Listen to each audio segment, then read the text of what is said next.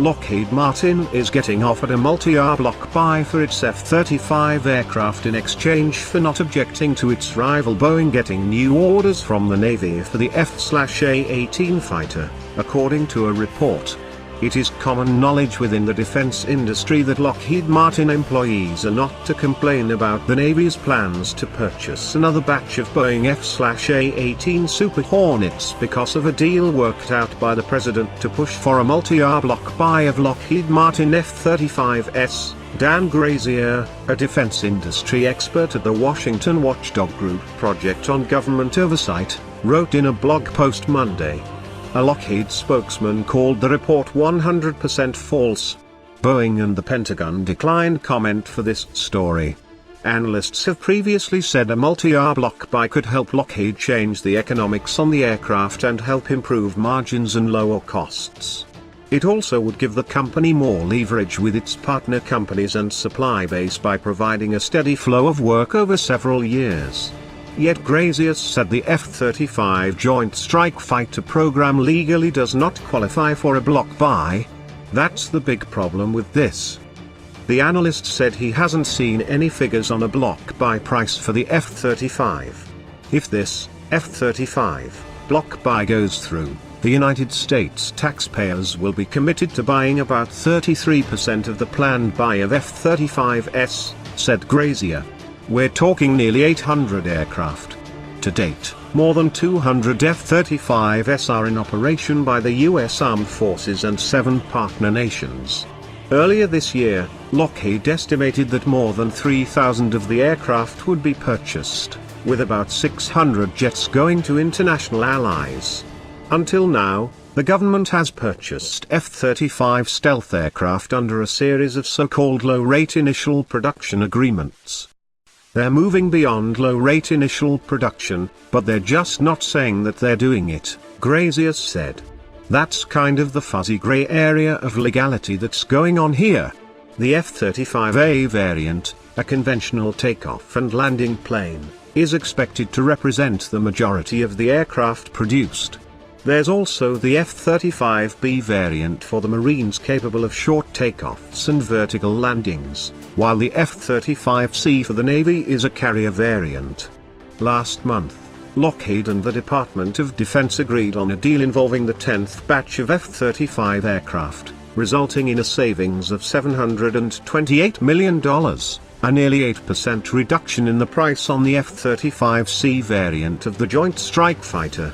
Even so, the F-35C Navy variant under the 10th batch deal still was priced at $121.8 million, while the F-35A, or Air Force variant, was $94.6 million.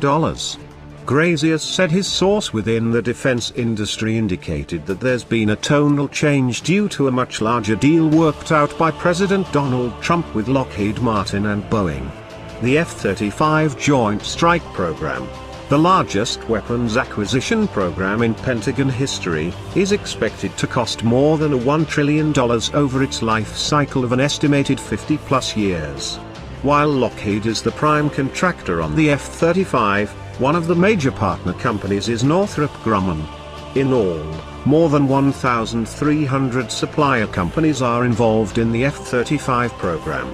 Since December, Trump has met several times to discuss the F-35 program with Lockheed Martin CEO Marillyn Hewson. He's also met with Boeing CEO Dennis Muilenburg to discuss the company's F-A-18 fighter and Air Force One replacement contract. Trump has criticized both programs for the costs. The decision to purchase weapons should be based solely on the performance of the system, not on backroom political and business deals, Grazier said in his blog. If Boeing secures a new deal for its F-A-18 or gets an update on the plane, it could be good news for the company because it would be a shot in the arm for its tactical aircraft business and extend production of the jet. Heavy F-18Us and F-35 delays are straining the Navy fighter fleet, and so we could see the service seeking perhaps a dozen more F-18s annually over the next couple of years, J.P. Morgan analyst Seth Seifman said in a research note Friday. According to Grazier, the F-35 doesn't legally qualify for a multi-year block buy because it fails to meet all the required criteria.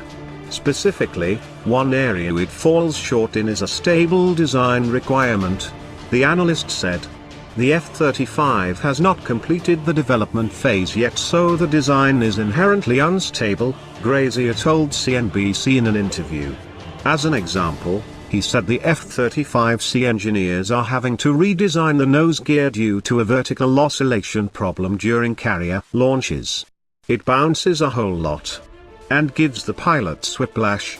In January, Defense Secretary James Mattis ordered a review of the F-35 program and how the government can reduce costs and options it might have with Boeing's F-A-18. He also ordered a review of Boeing's presidential plane replacement program. Reports suggest an upgraded F-A-18, sometimes dubbed the Advanced Super Hornet, could come in at a cost lower than the F-35C and feature new sensor technology and more range, among other things. But in testimony last week at her Senate confirmation hearing, Air Force Secretary nominee Heather Wilson questioned whether the F-A-18 can provide stealth features such as the fifth-generation F-35. The real thing I don't think you could do with an F-18 or a F-15 or a F-16 is give it stealth capability retroactively, Wilson said. She pointed out that the Chinese are developing stealth capability in fighters and added, "I don't see how we can stop modernizing and expect to win a near-peer fight. I'd rather have that fight be unfair and be on our side."